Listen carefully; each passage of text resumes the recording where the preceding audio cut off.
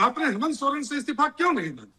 आप पीएम मोदी के आवास के बाहर धरने पर बैठे, आप हेमंत सोरेन के आवास के बाहर धरने पर क्यों नहीं बैठे?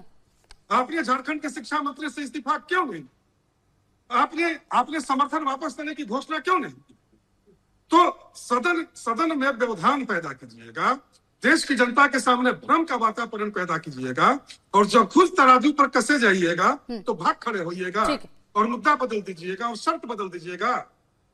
मैं तो सीधे सीधे बोलूंगा मोनिका जी कि संसद के मानसून सत्र की यद्यपि सरकारी पक्ष की सक्रियता के चलते कई सारी उपलब्धियां रही, लेकिन इस मानसून सत्र ने विपक्ष की गरिमा को मटिया मेट कर दिया। ठीक है। राहुल गांधी जी ने विपक्ष के नेता के साथ को अपने अमर्यादित व्यवहार से, अपने अगंभीर संसदीय आचरण से राहुल गांधी जी ने सदन में नेता प्रतिपक्ष की गरिमा को, की साख को रसातल में पहुंचा दिया, मटिया मिट कर दिया। ठीक। वंदना जी, दुख यही है कि संसद का सत्र जो 19 दिन का था वो चल नहीं पाया, प्रश्नकाल हुआ नहीं। 380 0R सबमिशन थे जिसमें से सिर्फ 52 लिए गए, 380 स्पेशल मेंशनिंग थी जिसमें से सिर्फ 93 ली गई है। जनता की नजर रहती है जब वहां पर सांसद आते हैं कि भाई हमारे मुद्दे उठाए जाएंगे। साल में 3 सेशन होते हैं, जब एक सेशन में कोई सांसद 20 दिन के लिए जाता है तो जनता सोचती है कि हमारे मुद्दे उठाएंगे, हमारी बात वहां पर की जाएगी, प्रश्नकाल में हमारे प्रश्न पूछे जाएंगे। हुआ ही नहीं। ये तो बहुत ज्यादा गंभीर विषय है कि देखिए कुछ चला ही नहीं, सांसद अपने मुद्दे तक नहीं उठा पाए। गोलिका जी, मैं तो यही कहूंगी, मैं सिद्धार्थ जी को अभी मैंने बोला, वो कहते चर्चा नहीं होती। मैंने उनको चर्चा के लिए इनवाइट किया कि आप बता दीजिए पैलेट्स गन क्यों चले थे, वहां पे AK-47 क्यों चला था, वहां पे जो हमारी महिला स्टूडेंट्स थी उनके प्राइवेट पार्ट्स पे डंडे क्यों चले थे। वो चर्चा इस पे करेंगे या मैं अपना जवाब दे दूं? कहीं बाद में आप पहले अपना जवाब दे दीजिए, उसका जवाब मैं उनसे ले लूंगी। पहले आप इसका जवाब दीजिए कि हमने चर्चा ही नहीं करने दिया। तो सेम यही हो रहा है वहां पे भी।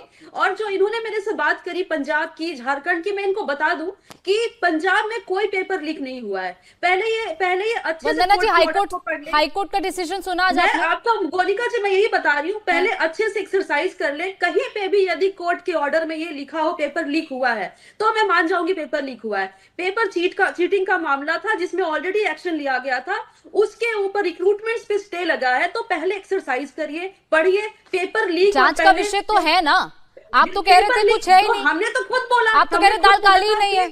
बिल्कुल, हमने कुछ तो काला है, तभी तो ये ऑर्डर मिला है ना।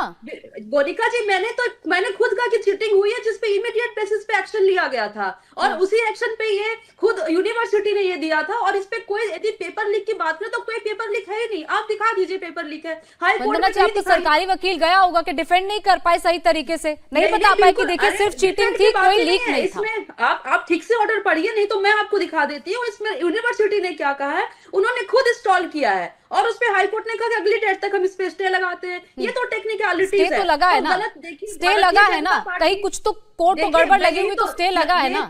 ये तो देखिए Bharatiya Janata party anti Punjab party है, ये तो सब जानते हैं। आप मानिए ना मानिए, ठीक है। आप पहले हम संसद की भी बात कर लेते ना, इसका भी जवाब दे दीजिए। ये बहुत गंभीर विषय है कि इतने घंटे का जो प्रश्नकाल होना था, प्रश्नकाल हुआ ही नहीं, तो किसका पैसा बर्बाद जा रहा है? जनता कहीं तो जा रहा है। देखिए सबसे जिद्दी तो वही होता है। देखिए सवाल पूछने वाला जिद्दी नहीं होता है, जवाब नहीं देने वाला जिद्दी होता है। डे 1 से पूछा गया कि अमित शाह जी आके जवाब दे कि पैलेट्स गन AK-47 क्यों चला, चंदा चोरी क्यों हुआ, लेकिन इस चंदा चोर पार्टी ने मुंह छिपाया।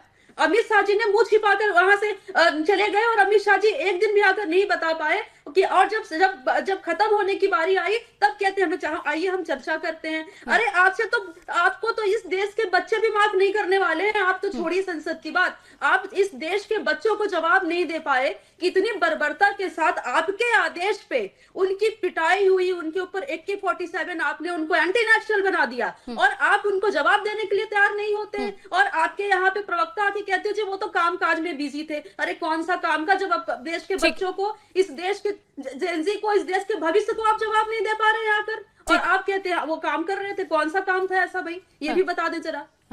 धीरेन्द्र जी, हर बार राजनीति होती है, इस तरीके के संसद सत्र में अगर राजनीति हो रही है तो बहुत दुख की बात है। दुख तो हुआ होगा, सत्ता पक्ष को भी तो दुख है ना कि संसद नहीं चला है। आप चाहे 19 दिन में जो हुआ, लेकिन उसके बाद भी जैसे दूसरे पर आप लोग ब्लेम शिफ्ट कर रहे हैं, तो खुद की भी तो कोई जिम्मेदारी है ना सत्ता पक्ष की। बिल्कुल है दुख। मुझे बिहार विधानसभा चलता है और वहाँ के LOP गायब रहते हैं, विदेश में रहते हैं। बिहार के लोग हम सभी मिस करते हैं। जब यहाँ के मुद्दे को अगर जनता के नहीं उठ पाते हैं तो दुख मुझे वहां भी हो रहा है जब सदन नहीं चलने दे रहे हैं विपक्ष के लोग। भाई सदन हमारा है, आपका, दोनों का है। ये अलग से थोड़ी है कि सिर्फ सत्ता के लिए है, विरोधी दल के लिए कुर्सी लगी हुई है। आप उन सवालों को करिए जहां तक हमको नहीं पहुंच पा रहे हैं, लेकिन आप तो सिर्फ अपने मुद्दों को बता रहे हैं, जनता के बीच में आप नहीं हैं, इसलिए नैरेटिव के सहारे आप लोकतंत्र को चलाना चाहते हैं। ये इससे आप संभलिए।